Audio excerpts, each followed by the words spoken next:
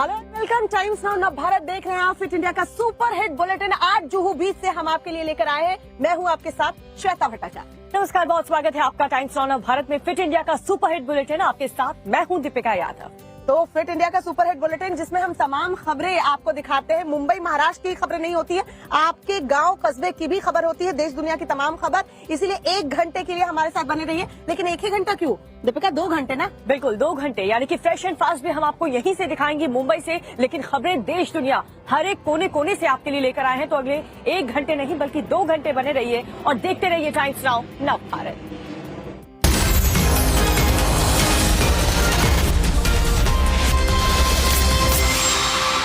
हरियाणा के बाद चलिए बात दिल्ली की करते हैं। दिल्ली मेरठ एक्सप्रेसवे पर देखिए एक हादसा हुआ है। किस तरीके से कैंटर ने बच्चे को कुचल दिया है जिससे कि उसकी मौके पर भी मौत हो गई है। एक्सप्रेसवे पर इस हादसे के बाद कई वाहन जो है वो आपस में टकरा गए। तो समझिए वहां पर स्थिति क्या रही होगी। जी हाँ, कुछ देर के लिए तो यातायात काफी ज्यादा प्रभावित रहा एक्सप्रेसवे पे, लेकिन तुरंत पुलिस वहां पर पहुंचती है और हालात को कंट्रोल में कर लेती है। हालांकि ये सब कुछ हुआ क्यों, इसके पीछे क्या कारण था, अभी फिलहाल क्या अपडेट है इस रिपोर्ट में देखिए। दिल्ली मेरठ एक्सप्रेस वे पर कई गाड़ियां आपस में टकरा गईं, जिसके चलते लंबा जाम लग गया। बताया जा रहा है कि गाजियाबाद में सिक रोड गांव के पास बने फ्लाईओवर पर कुछ बच्चे गाड़ियां देख रहे थे कि अचानक एक बच्चा एक्सप्रेस वे पर आ गया और तेज रफ्तार से आ रही गाड़ी से टकरा गया। टक्कर के चलते बच्चे की मौके पर ही मौत हो गई। पीछे से आ रही कई अन्य गाड़ियां भी एक के बाद एक आपस में टकरा गई, जिसके चलते वाहनों के परखच्चे उड़ गए। हालांकि गनीमत रही कि इन गाड़ियों में सवार कोई शख्स हादसे में हताहत नहीं हुआ। पुलिस के मुताबिक मसूरी थाना क्षेत्र में कल्लू गढ़ी फ्लाईओवर के पास बच्ची को बचाने के चक्कर में 3 गाड़ियां आपस में टकरा गई। घटना के बाद एक्सप्रेस वे पर लंबा जाम लग गया। सूचना मिलते ही पुलिस मौके पर पहुंची और जाम खुलवाया गया। तीनों गाड़ियों में बैठे लोगों को मामूली चोटें आई हैं। वहीं हादसे में एक 8 साल के बच्चे की मौत हुई है, जिसका शव परिजनों को सौंप दिया गया है। और साइबर ठग इन दिनों अलग अलग तरीकों से ठगी की वारदात को अंजाम दे रहे हैं। उत्तर प्रदेश के नोएडा के सेक्टर 34 से भी एक ऐसा ही मामला सामने आया, जहां पर एक महिला को डिजिटल अरेस्ट करके उससे 11 लाख रुपए की ठगी की गई। लेकिन ये कोई पहला मामला नहीं है। देखिए साइबर ठग लगातार इस तरह लोगों को अपना शिकार बना रहे हैं। गाजियाबाद से भी ऐसा ही मामला सामने आया था, जिसकी खबर भी हमने आपको फिट इंडिया में दिखाई थी। किस तरीके से 74,000 रुपए जो है वो वसूल लिए गए थे एक बुजुर्ग शख्स से। तो अब साइबर ठग से आपको भी सावधान रहने की जरूरत है। रिपोर्ट देखिए और समझिए किस तरीके से ये ठगी करते हैं। साइबर अपराधियों ने ठगी और जालसाजी का नया पैंतरा अपनाना शुरू कर दिया है। ताज़ा मामला नोएडा से सामने आया, जहां एक महिला आईटी इंजीनियर को साइबर अपराधियों ने डरा धमका कर 8 घंटे तक डिजिटल अरेस्ट कर दिया। यानी महिला को अकेले घर पर रहने को मजबूर किया गया। इतना ही नहीं, साइबर ठगों ने मनी लॉन्ड्रिंग केस में फंसाने की धमकी देकर महिला से 11 लाख रुपए भी ऐंठ लिए। हमारे पास शिकायत 3 दिन पहले करीब आई थी और उनका कहना यह था कि मुझे एक एक नंबर से कॉल आया। उसमें ये बताया गया कि आपका ये जो मोबाइल नंबर है ये आपका 2 घंटे के अंदर डीएक्टिवेट कर दिया जाएगा। फिर उन्होंने पूछा क्यों भाई, तो उन्होंने कहा कि इसमें चूंकि ये नंबर किसी मुंबई का फ्रॉड हुआ है, उसमें यूज हुआ है और इसी के आधार पर खाता भी खोला गया है और इसमें ये विज्ञापन और के संबंध में कुछ अवैध उसके संबंध में यूज किया जा रहा है। तो आपको इस संबंध में अगर ज़्यादा जानकारी करनी है तो आपको संदीप राव जी है, कोई आईपीएस है, वो आपको बताएंगे इस में। पुलिस के मुताबिक महिला इंजीनियर के पास टेलीफोन रेगुलेटरी ऑफ इंडिया का अधिकारी बनकर एक शख्स ने फेक कॉल किया और बताया कि उनके आधार से सिम कार्ड खरीदा गया है, जिससे 2 करोड़ की मनी लॉन्ड्रिंग की गई है। इसी केस में फंसाने का डर दिखाकर महिला से 11 लाख रुपए वसूल लिए। 9 बजे कॉल आई थी और शाम के लगभग 7 बजे तक उनसे पूछताछ करते रहे लोग और उनको उस बीच कहा गया कि भाई आप नहीं जाएंगे कहीं भी, आप जब जो हमारी क्वेरीज हैं वो आप पूरी करेंगे, फुलफिल करेंगे आप। उसके बाद जो है फिर वो आकाश जी से उनकी बात हुई। उनका कहना है, आकाश जो पुलिस में आईपीएस हैं, उनसे मेरी बात हुई तो उन्होंने बताया कि ऐसे ऐसे आपको पूछताछ हमारा सपोर्ट करिए और आप इस चीज़ को किसी भी, क्योंकि नेशनल सिक्योरिटी का मामला है और ये सब चीज़ें मामले, तो आप किसी को शेयर नहीं करेंगे। अगर आप इसको शेयर करेंगे तो आप इसके स्वयं उत्तरदायी होंगे, दोषी होंगे, क्योंकि ये अधिकृत नहीं है। तो वो थोड़ा डर गई वो। वीडियो कॉल के दौरान महिला को ठगों ने बैकग्राउंड में पुलिस स्टेशन दिखाया इतना ही नहीं, महिला को वीडियो कॉल में पुलिस भी नजर आ रही थी। फिलहाल पुलिस इस पूरी वारदात के पीछे किसी बड़े गिरोह के होने का इशारा कर रही है।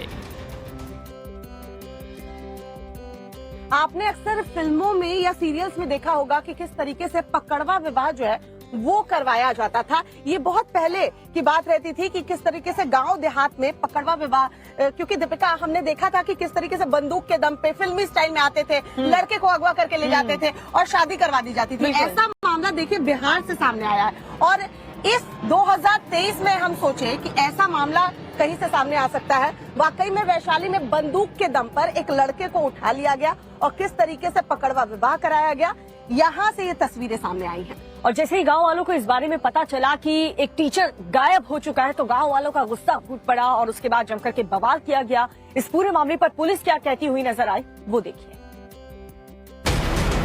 इस तस्वीर को देखिए। शादी के जोड़े में एक युवक और युवती बैठे नजर आ रहे हैं, लेकिन इस शादी के पीछे एक कहानी है। दरअसल दूल्हे को अगवा करके जबरन इस शादी को करवाया गया। बाकायदा सभी रस्में निभाई गईं। पैरों में लाल रंग का आलता और शादी का जोड़ा पहनाया गया। लड़की को लाल चुनरी से सजाया गया और जबरन मंडप में बैठा दिया गया। हालांकि शादी के बाद हुए फोटो सेशन में दूल्हे के चेहरे की हवाइयां उड़ी हुई नजर आ रही हैं। जानकारी के मुताबिक गौतम राय ने हाल ही में बीपीएससी की परीक्षा पास की है, जिसके बाद उनकी पोस्टिंग रेपुरा के सरकारी स्कूल में हुई। इस दौरान पकड़ुआ शादी के लिए राजेश राय अपने रिश्तेदारों के साथ स्कूल पहुंचे, जहां से गौतम राय को बंदूक के दम पर उठा लिया और अपनी बेटी के साथ जबरन शादी करवा दी। गौतम के घर वालों को जब पकड़ुआ शादी की जानकारी मिली तो उन्होंने गांव वालों के साथ हाईवे पर जाम लगा दिया, जिसके बाद पुलिस एक्शन में आई और गौतम को उसकी नई नवेली दुल्हन के साथ बरामद कर लिया। और चलिए बात करते हैं जम्मू कश्मीर की, जहां पर एक बार फिर से मजहबी बवाल ने तूल पकड़ लिया है। आलम ये हो चुका है कि श्रीनगर से शुरू हुआ बवाल अब अवंतीपोरा तक जा पहुंचा है। जी हाँ, श्रीनगर के बाद छात्रों ने अवंतीपोरा में भी प्रदर्शन किया है। बवाल क्यों हुआ, क्या वजह रही इसके पीछे, रिपोर्ट में आपको दिखाते हैं पूरी खबर। छात्रों में उबाल बढ़ता ही जा रहा है और अब ये मामला श्रीनगर से पूरी घाटी में फैलता दिख रहा है। देखिए इन दोनों तस्वीरों को। पहली तस्वीर श्रीनगर की है, जबकि दूसरी तस्वीर अवंतीपोरा की है। दोनों जगह यूनिवर्सिटी के बाहर छात्रों का प्रदर्शन चल रहा है। आप देख सकते हैं कि दोनों ही तस्वीरों में छात्रों का गुस्सा सातवें आसमान पर है। क्या है पूरा मामला, हम आपको बताएंगे। पहले बात इन दोनों तस्वीरों की। ये तस्वीरें श्रीनगर की हैं, जहां सड़क पर छात्रों का प्रदर्शन चल रहा है, नारेबाजी की जा रही है। इस प्रदर्शन में नेशनल इंस्टीट्यूट ऑफ टेक्नोलॉजी के छात्र बढ़ चढ़कर हिस्सा ले रहे हैं। आप देख सकते हैं सड़क पर एक दो नहीं बल्कि सैकड़ों छात्र नारेबाजी करते नजर आ रहे हैं।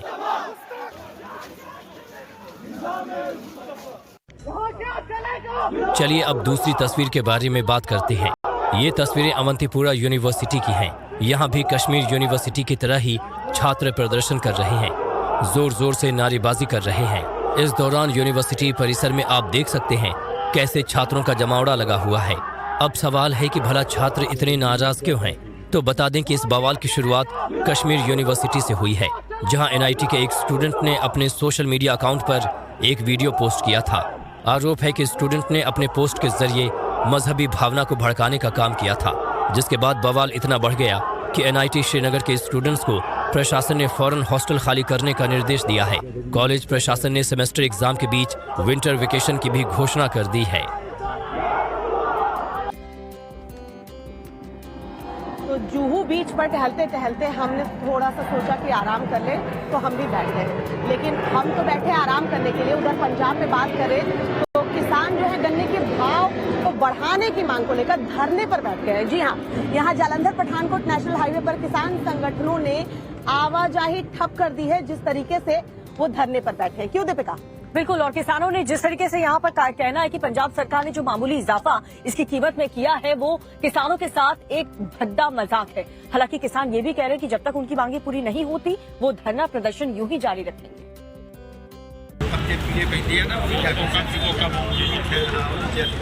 पंजाब में गन्ने का भाव बढ़ाने के बाद भी किसानों की नाराजगी दूर होने का नाम नहीं ले रही।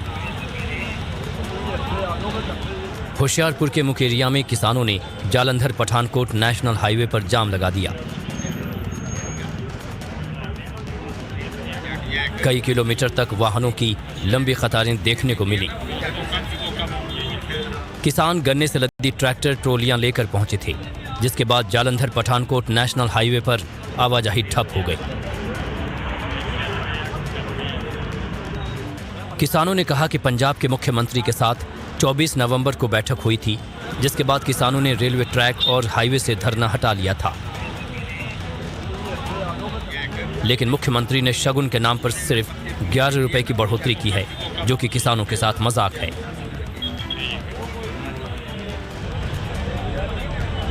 हालात देखते हुए पुलिस भी मौके पर पहुंची। किसानों से बातचीत की गई, लेकिन किसान माने नहीं। आखिरकार पुलिस को ट्रैफिक कई जगहों से डाइवर्ट करना पड़ा।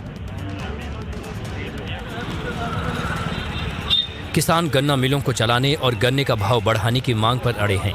किसानों का कहना है कि जब तक उनकी मांगें नहीं मानी जाती, तब तक धरना खत्म नहीं किया जाएगा।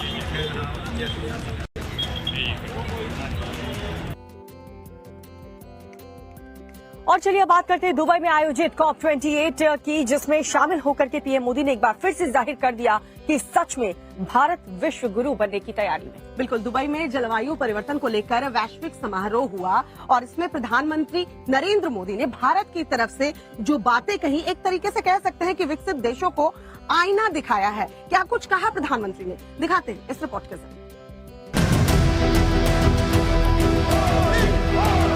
ये तस्वीरें दुबई की हैं, जहां एक बार फिर मोदी मोदी के नारे लगे।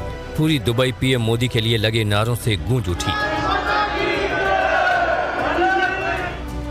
पीएम मोदी ने दुबई में आयोजित COP28 world climate action summit में हिस्सा लिया और क्लाइमेट को बचाने के लिए दुनिया को कई संकल्प के बारे में बताया। मसलन ये कि वादा किया है तो निभाइए। हमें संकल्प लेना होगा कि हर देश अपने लिए जो क्लाइमेट टारगेट तय कर रहा है, जो कमिटमेंट कर रहा है, वो पूरा कर कर ही दिखाएगा। सुना आपने, क्लाइमेट की चिंता तो हर देश को है। इसका नुकसान भी सभी झेल रहे हैं, लेकिन अपने किए वादों को निभाते नहीं हैं। भारत ने सिर्फ कहने की बजाय करने पर जोर देने की बात की। साथ ही प्रधानमंत्री मोदी ने सभी देशों से एक साथ मिलकर काम करने पर जोर देने की अपील की।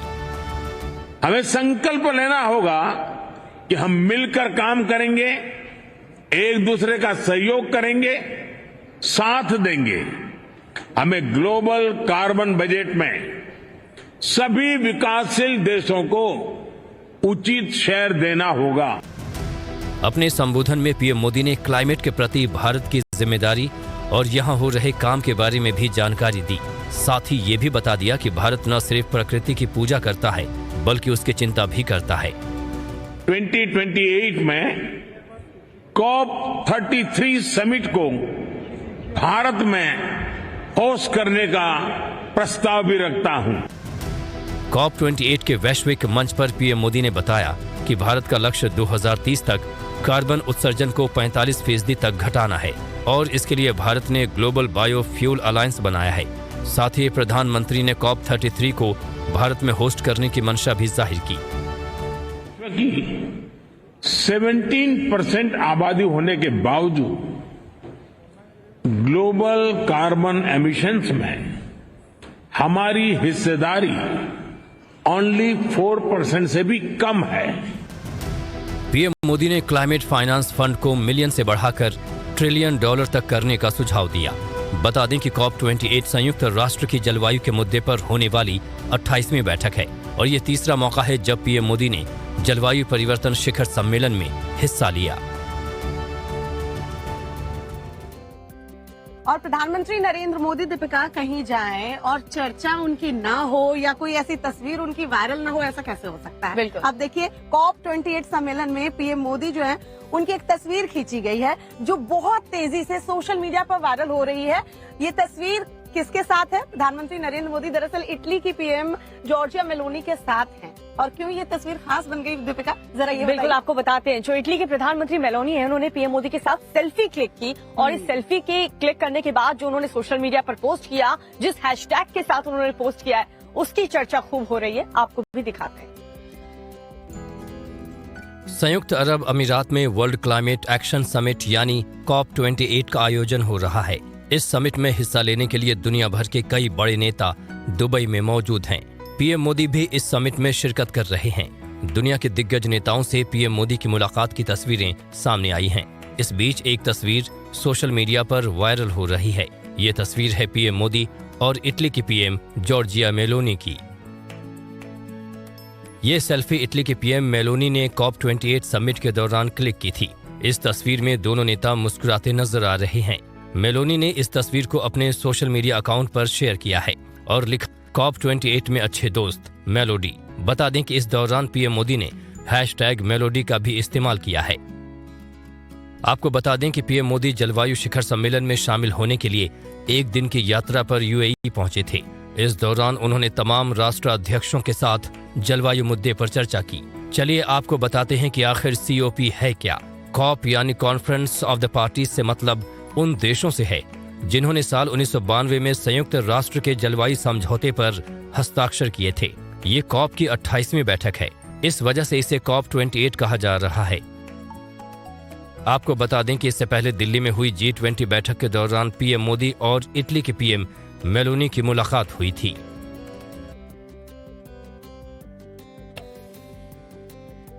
तो देखिए, हर रात के बाद बहुत ही खूबसूरत सा सूरज हर दिन निकलता है और ये मुंबई से हम आपको सूरज की तस्वीर दिखा रहे हैं जो कि बेहद खूबसूरत इस वक्त जुहू बीच से दिख रहा है। तो एक नए दिन की शुरुआत हो गई है। लेकिन महुआ मोइत्रा की बात करें तो उनके जीवन में संकट कम होने का नाम नहीं ले रहा, क्योंकि संसद सदस्यता पर अभी भी तलवार अटकी हुई है। जी हाँ, शीतकालीन सत्र दरअसल उसकी शुरुआत होने वाली है। सोमवार से जब शुरुआत होगी तो ये माना जा रहा है कि महुआ मोइत्रा पर एथिक्स कमेटी जो है वो फुल एक्शन में नजर आ सकती है। महुआ मोइत्रा की मुश्किलें किस तरीके से बढ़ सकती है, रिपोर्ट दिखाते हैं।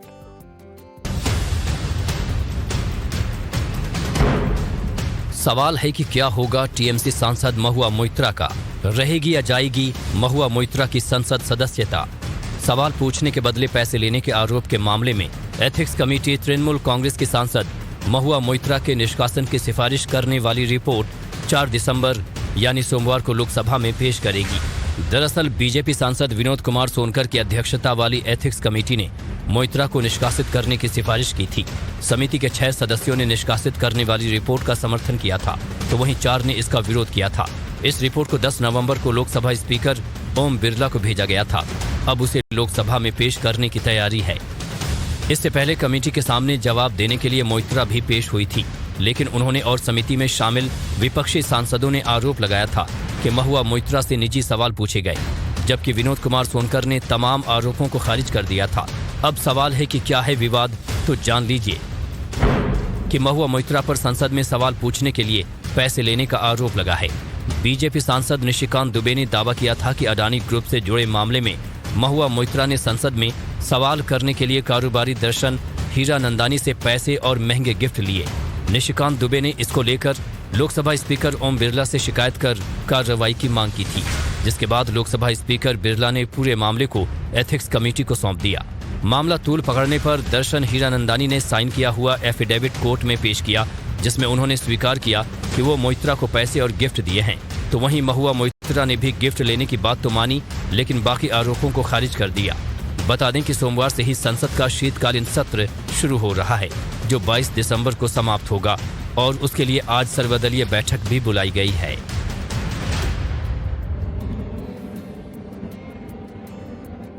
तो देखिए, फिट इंडिया के सुपरहिट बुलेटिन में हम आपको तमाम खबरें दिखाते हैं और ये भी कहते हैं कि देखिए, आप सुबह सुबह थोड़ी एक्सरसाइज तो जरूर करें। दीपिका, फिटनेस की बात करें तो फिट रहेगा इंडिया, तभी हिट रहेगा इंडिया। आगे तो मैंने और दीपिका ने ब्रेक के दौरान तो थोड़ा क्रिकेट का आनंद ले लिया और सही बात कही थी दीपिका ने कि इससे थोड़ी एक्सरसाइज भी हो जाती है। कोई ना कोई एक्टिविटी करते रहना चाहिए, क्यों दीपिका? बिल्कुल, बहुत जरूरी है। और यहाँ देखिए, हम खड़े हैं जुहू बीच में, समंदर की लहरों के बीच टहलते हुए, क्रिकेट खेलते हुए आपको खबरें बता रहे हैं। लेकिन जम्मू कश्मीर की बात करें तो वहाँ मौसम का मिजाज जो है बिल्कुल बदला हुआ है। बर्फबारी हुई है। जो पर्यटक वहाँ पहुँच रहे हैं उन्हें स्नोफॉल देख के काफी आनंद आ रहा है। वो यही स्नोफॉल देखने ही तो जम्मू कश्मीर लोग जाते हैं। वह बिल्कुल मौसम बदला हुआ है। बिल्कुल, और मौसम विभाग आने वाले दिनों के लिए क्या कुछ कह रहा है, पर्यटकों के लिए कितनी खुशी की बात है, इस रिपोर्ट में देखिए। जम्मू कश्मीर के ऊंचाई वाले इलाकों में बर्फबारी तेज हो गई है। जिससे तापमान में भारी गिरावट दर्ज की गई है। वहीं मैदानी इलाकों में बारिश के चलते ठिठुरन बढ़ गई है।